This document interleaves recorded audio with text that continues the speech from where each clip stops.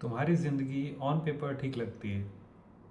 Job है या business है, फैमिली में हेल्थ ज़्यादा बुरी नहीं है, कोई बड़ा क्राइसिस नहीं है। अगर कोई तुमसे पूछे सब ठीक है, तुम बोलोगे हाँ। लेकिन रात को when no one's around, जब फ़ोन नीचे रख देते हो, जब अकेले हो अपने साथ, कुछ मिसिंग फील होता है। तुम्हें पता भी नहीं क्या, बता नहीं सकते किसी को, क्योंकि बताओगे क्या। सब ठीक है, बस कुछ ठीक नहीं लगता। तो तुम चुपचाप रहते हो और सो जाते हो, और अगले दिन फिर वही routine. If you feel this way, this video is for you. ये फीलिंग बहुत लोगों के साथ होती है, बस कोई बोलता नहीं। और ये डिप्रेशन नहीं है, और मैं यहाँ डायग्नोसिस नहीं दे रहा। अगर जेनुअनली बहुत बुरा फील हो रहा है, if you can't function right in your daily life, please किसी प्रोफेशनल से बात करो, वो अलग चीज़ है। यहाँ मैं जिस चीज़ की बात कर रहा हूँ वो है that quite low grade emptiness, जो हर चीज़ के ठीक होने पे भी होती है। जहाँ तुम डिप्रेस्ड नहीं हो, बस हॉलो या खाली हो अंदर से। और इसका एक नाम है साइकोलॉजी में, लैंग्वेजिंग। 2002 में एक सोशियोलॉजिस्ट कोरी केले ने ये टर्म दिया।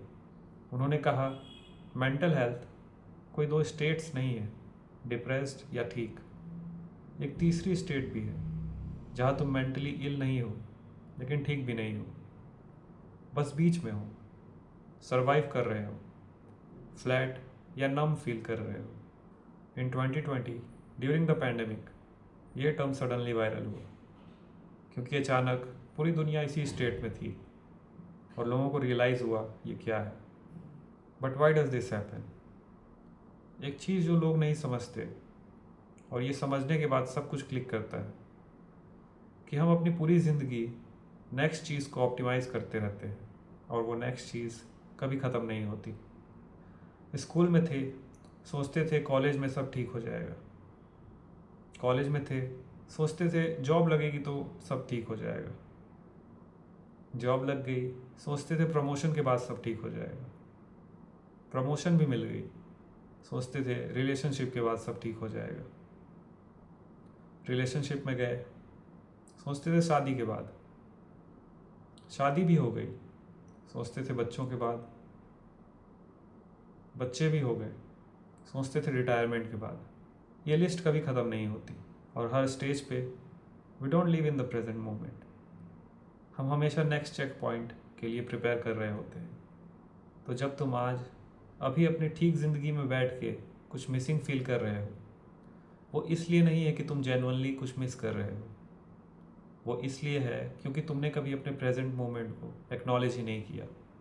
तुम भाग रहे हो हमेशा से, इतनी देर से कि तुम रुक के देखना भूल गए हो कि तुम कहाँ हो। हमने सेल्फ हेल्प वीडियो देखे हैं, प्रोडक्टिविटी हैक्स ट्राई किए हैं, गोल सेटिंग ऐप्स डाउनलोड किए हैं, विजन बोर्ड्स भी बनाए हैं, और सब कुछ इसी बिलीफ पे बेस्ड है, अगर मैं ये अचीव कर लूँ तो मैं फाइनली ठीक फील करूँगा। And when you finally achieve those, guess what happens? You feel good for a couple of days और इवन वीक्स, बट देन फिर वो फीलिंग वापस आती है। तुम किसी भी न्यू अचीवमेंट, न्यू चीज़ के साथ एडजस्ट हो जाते हो, और फिर वही बेस लाइन हो जाता है कुछ टाइम बाद। तो अगर तुम्हें लगता है कि बस ये चीज़ हो जाए या ये चीज़ मिल जाए तो मैं सेटल हो जाऊँगा, then I am sorry, that won't happen, because the next thing is already on the list. तो फिर प्रॉब्लम एक्चुअल में क्या है? लैंग्वेजिंग ज़्यादातर दो रीजंस के कारण होती है।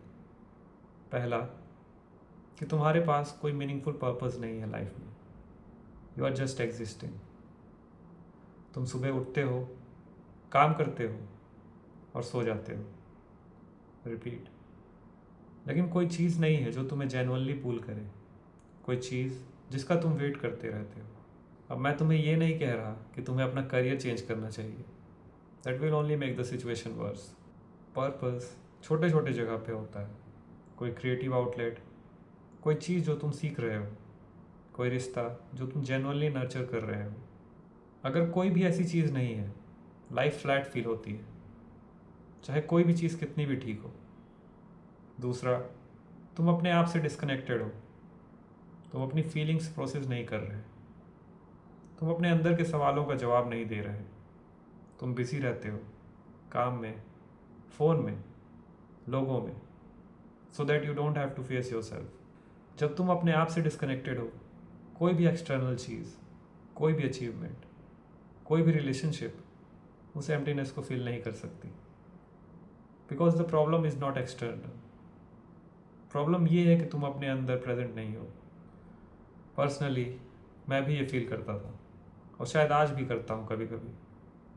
मैं भूल गया था कब मैंने लास्ट बार कुछ ऐसा किया सिर्फ इसलिए कि मुझे अच्छा लगे, प्रोडक्टिविटी के लिए नहीं, किसी को इम्प्रेस करने के लिए नहीं, बस अच्छा लगे इसलिए। दिस में साउंड ट्रिवियल, लेकिन जब मैंने नोटिस किया, मुझे समझ आया कि मैं अपनी पूरी ज़िंदगी को एक काम की तरह ट्रीट कर रहा था। इवन रिलैक्सेशन, वो भी एक टास्क था मेरे लिए जो मुझे हर रोज़ एक स्पेसिफिक टाइम पे करना था।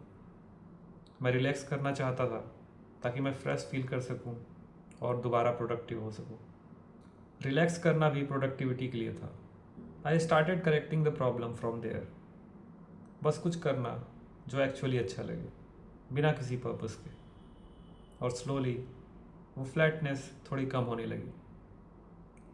सो if I sum it up, number 1, ask this to yourself. आखिरी बार कब मैंने कुछ ऐसा किया था सिर्फ इसलिए कि मुझे अच्छा लगे, बिना किसी रीज़न के? अगर जवाब ढूंढना मुश्किल हो रहा है, वो खुद एक बहुत बड़ा साइन है। Number 2, focus on small things. तुम्हें अपनी पूरी ज़िंदगी चेंज नहीं करनी, बस एक छोटी चीज़ करो हर हफ्ते जो जेन्युइनली तुम्हें पुल करती है। कोई हॉबी, कोई चीज़ जो क्रिएटिविटी क्रिएट करे। Number 3, be honest with yourself. रोज़ 5 मिनट लिखो या सिर्फ सोचो, मैं एक्चुअली कैसा फील कर रहा हूँ। सिर्फ ठीक हूँ नहीं, actually. Number 4, invest in connections. Languaging अक्सर आइसोलेशन में और बढ़ती है। किसी से बात करो, सिर्फ कैसे हो, ठीक हूँ नहीं। डीप टॉक, ये डिस्कम्फर्ट क्रिएट करेगा, लेकिन यही चीज़ एक्चुअली हेल्प करती है। Number 5, and this is important, ये फीलिंग, ये कुछ मिसिंग है वाली फीलिंग, ये तुम्हारी लाइफ में कुछ गलत होने का सिग्नल नहीं है।